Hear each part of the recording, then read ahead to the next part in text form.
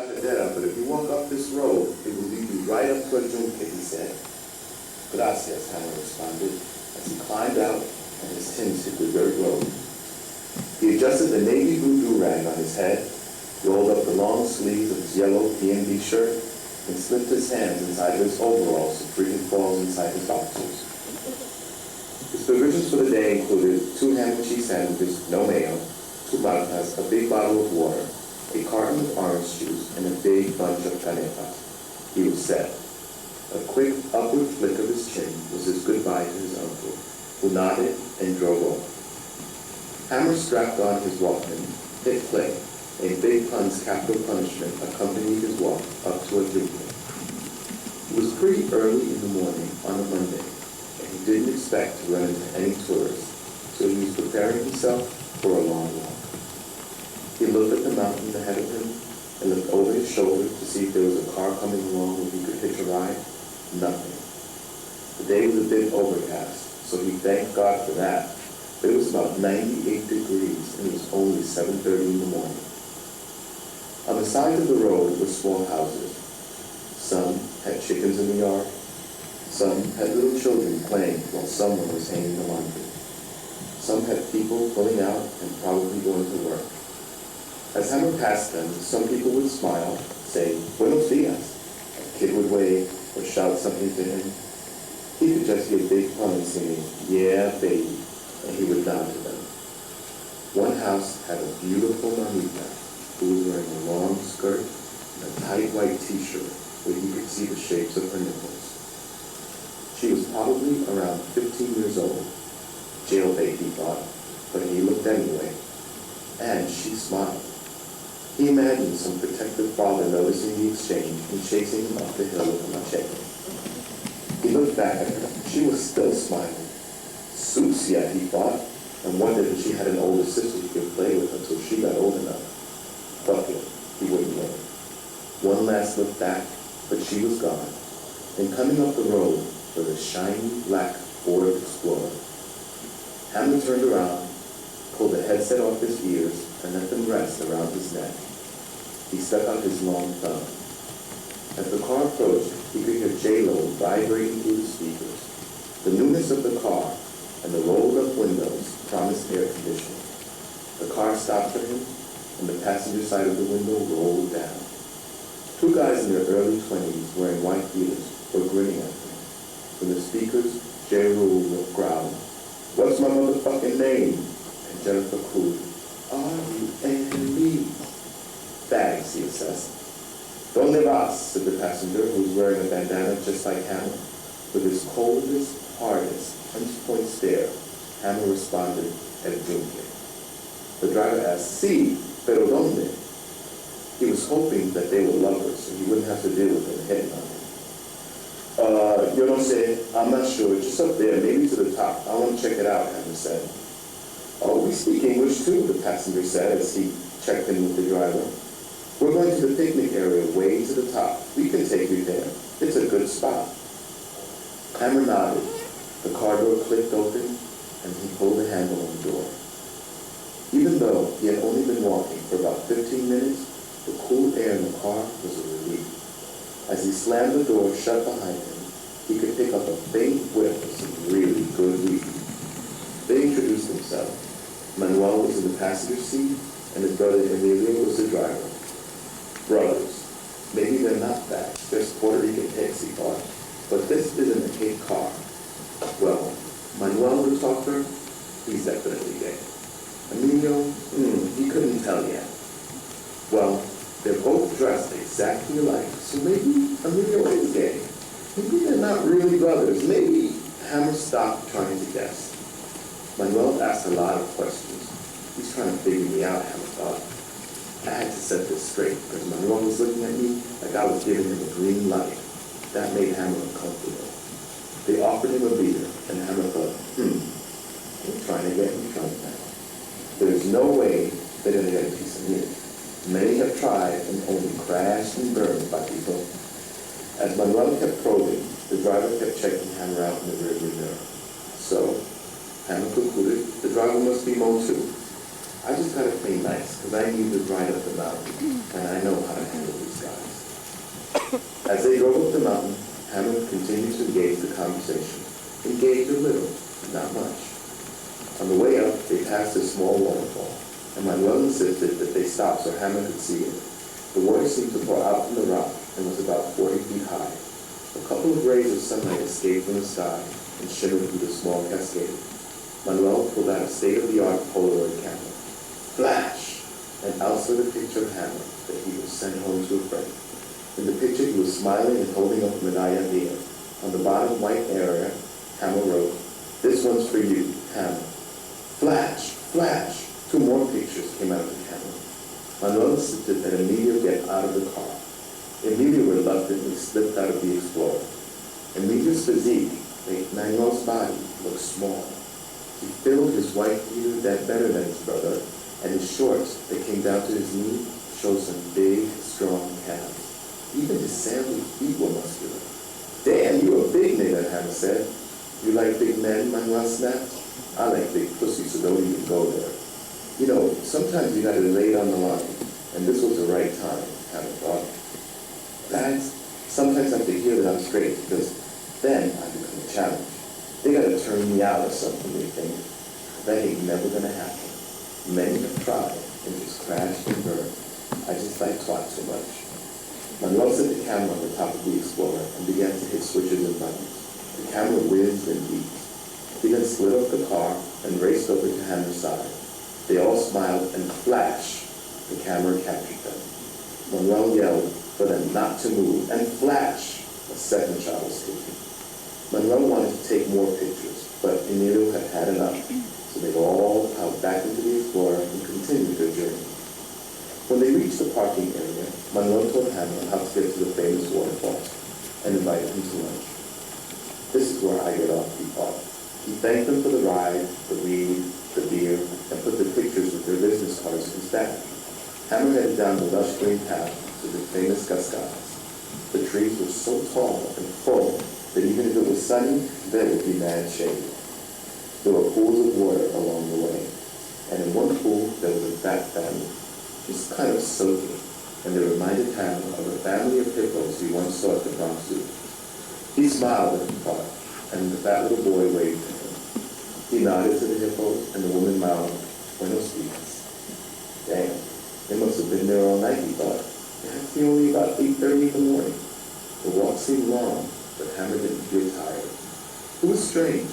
The more he walked, the more refreshed he felt. It was hot. He didn't want to take off his shirt. In fact, he couldn't take off his shirt. And suddenly, the overalls, the Timbs, the clothes seemed to be too much. He remembered that crazy modern dancer back in Hunts Point who always danced naked. That guy definitely belongs here, because this is naked web. But taking off his shirt was out of the question. On his back was a tattoo. The tattoo was of Jesus Christ on the cross, but there was no cross in the tattoo. It was as if Jesus Christ was nailed to Hammer's back. The Lord's outstretched arms on each of Hammer's shoulders. Christ's thorn-crowned head at the base of Hammer's neck. His loincloth body, whipped and bloody, was tattooed down his spine, and Jesus' nailed feet disappeared down his waistband, right above the crack of his ass. That tattoo was private. He didn't show it off, although most people knew it was there. Sometimes the nailed hands and the thorny crown would peek out from a white beater t-shirt, but he never took it off in public. That was out of the question. Every now and then, Hammer would hear something scurrying in the greenery. He imagined some snake slithering around, but it was probably some lizard or small animal. Soon, he began to hear a distant roar, and there was almost a coolness rushing across his face. He breathed deeply, and for the first time in his life, he felt his lungs expand. When he exhaled, he was almost high. It was strange. With all the pulls he did on every kind of weed available to mankind, nothing ever made his lungs and chest and body feel like this. The thunderous roar of the waterfalls grew up louder. The air grew cooler. Hammer's heart began to beat faster, and he began to walk faster. descending toward the falls. Then he began to run, holding onto his bag filled with food, sandwiches, and memories of his ride up the mountain. And then it was there, the biggest waterfall Hammer had ever seen. There was a cool mist that created a nice fog around the base of the falls. There was a little footbridge that allowed you to watch the cascadas, and watch he did. He popped open a mata, put the bottle cap back in his bag, and drank it without stopping. He wanted to get in, but was afraid that it was too deep. He was alone, all alone, and if something happened to him, no one would hear him cry out for help. But the fall was so tempting, and he wanted to get in. He came off the footbridge and hid his bag underneath it. I could take off my clothes and go in, he thought. But I would have to be real quick about it. Fuck it. Maybe I could go in naked, like real fast, before anybody came. This was his chance. Whenever he watched Abdullah dance naked, he would think, that nigga is crazy. But right now, getting naked and slipping into the water made all the sense in the world. In this world, with the sun trying to break through the clouds, and the water pounding down the mountainside, with lizards and bugs and small animals scurrying and flying around. He looked around, and yes, he was alone. Now was his chance. This is fucking crazy, he thought. He would never think of doing this back home. He began to undo the laces on his Timberlands, when suddenly there was a crash in the water. Hammer looked at the pool before him, startled. Then, like part monster, part god, a painted guy emerged from the surface of the water. He was no longer alone. The guy was young, about Hammer's age. He had short, sun-bleached hair with eyebrows that matched, thick, strong eyebrows. The water made his skin look sleek, and it was rich and brown from living in the sun. The minute his head was fully out of the water, he locked eyes with Hammer. For a second, Hammer didn't know he was real. Then the guy nodded, and Hammer nodded back. The guy disappeared under the water and then reappeared behind the falls. Hammer could see his blurry image moving around in a dark area behind the water. Hammer wanted to go back there too, and he wanted to see what it would be like to see through the falls, but he just stood there, frozen. Painted guy started to climb up the rocks, climbed way up about 40 feet, and sat in a small crevice. Unless a person knew he was there, you wouldn't see him. Then he burst through the falls and dived right into the water. Hammer watched in awe. He wanted to do that too, but he knew in his heart that there was no fucking way. He emerged, and this time swam over to where Hammer was standing. The guy's face was painted with a rust-colored paint that made a T that stretched across his forehead and down his nose. He had 2 yellow and red stripes on each cheek, with a dark gray circle under each. He had 1 reddish dot in the center of his chin. As he got closer to Hammer, 2 guys appeared from the path. Ruse, Hammer thought, because they looked at him and kept looking. Hammer looked away. The painted guy had quickly climbed the rocks, almost undetected by the newcomers. Then, he dived again. Holy shit, said one of the guys. The painted guy emerged and nodded to the 2 guys. Maybe the painted guys are through too, Hammer thought. The painted guy swam over to the guys and asked, flat out, you want to get painted? What? Yeah, definitely, responded one of the guys. Then he looked at his friend and asked him, do you want to get painted too? Nah. Okay, then I'll get painted and you take pictures, close-ups, understand? The painted guy began picking up rocks from around the ground, and after collecting about 6 of them, he began to grind them against some bigger rocks, creating the paint. Hammer watched closely as the painted guy finished grinding the rocks and began painting the Latino tourist. The one with the camera, the black guy, watched and snapped pictures. Every now and then, the black guy would look at Hammer and steal a glance. Hammer ignored the glances and watched the painting. The Latino tourist took off his shirt, even though he was a little flabby. The painted guy painted the tourist's shoulders, arms, chest, and back. He made shapes, stripes, and images. When the tourist turned around, Hammer noticed that he had a little woody. Sucio, he thought, and then remembered when he got his tattoo on his back that he too got a little aroused. But that was different, right? The tourists stripped down to their shorts and got into the water. Suddenly, he was glad that he didn't get naked because he would have gotten caught.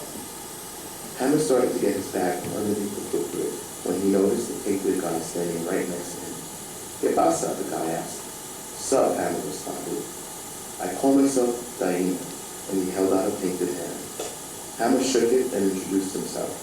"Hammer is my name."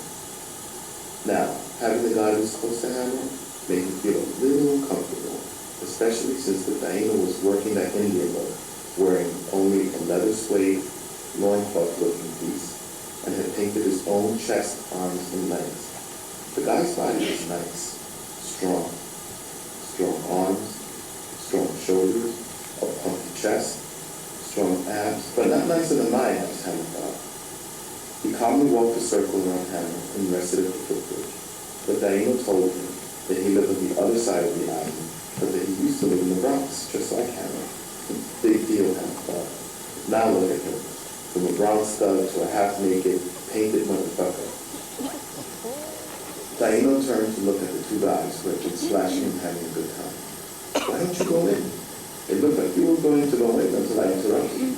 "Nah," Hammer said. "I thought about it, but I changed my mind." "You're not going to let them scare you. They look like they're having a good time." He was trying to connect. "I ain't stupid," Hammer thought. "Look, why don't you take off your shirt? Get in, man. The water can refresh your whole soul, especially that one. That sick-ass motherfucker just wanted to get my clothes on and have a fucking field day with me and the fruits." Then, as if he read Hammer's mind, the Daina responded, "Look, I ain't trying to get your clothes off, not like that. But I can tell that you ain't from here. You ain't a tourist either, because tourists come here to have a good time. And look, you see those two guys over there? They are tourists. You come to one of the most beautiful rainforests in the world, and you're wearing a long-sleeve t-shirt, heavy overalls, and Timberlands. That shit is cool for walking down the streets in the Bronx, but you are in a yunque, man. This place is different. Don't you realize?" Hammer knew what he was talking about. Ever since he began walking up that dusty road, he knew it was a different place. He felt different. He was even thinking different. At that moment, standing on the footbridge, with the powerful falls breaking through the water's surface, with the guys splashing around in the water and having the best time, meeting Daina, while a few determined sun rays broke through the clouds. At that point, he didn't know that Daina would be his friend for life. He didn't know that he would spend the night sleeping in a cave in a yunque. He didn't know that he would tell Daina the story of his tattoo, a story he had never shared with anyone. He didn't know that he would take off his shirt and spend 3 days running through the secluded parts of the yunque with Daina, swimming the cascadas at dawn before the tourists arrived, learning how to grind rocks and make paint, and eating fresh mangoes, papayas, and bananas off the trees. He didn't know that he would get so close to another man, so close that he would feel a profound peace in being embraced, and that it was not the kind of hug he got from his favorite uncle, or the hug he got from his boy after being locked up for a year, but close. It was an embrace that would hold on to him forever. Hammer didn't know that the Jesus on his back would see the sun and for the first time get a tan, and that Hammer would be changed forever.